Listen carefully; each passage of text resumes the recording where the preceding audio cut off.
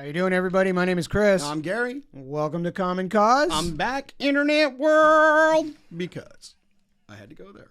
He did. They were giving me hell. And I apologize. We're going to talk about battery failure now. Ooh, charge it up. Yeah, what's the number one cause?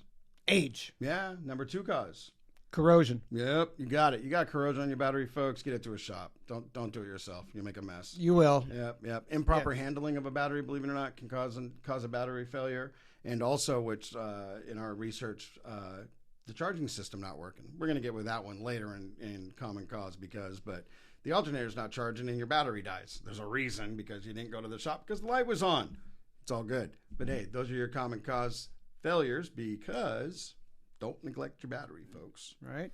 So hit that subscribe button, Like it, tickle the bell, share it, and leave a comment. and we'll see you next time. Thanks a lot, guys. Stay safe.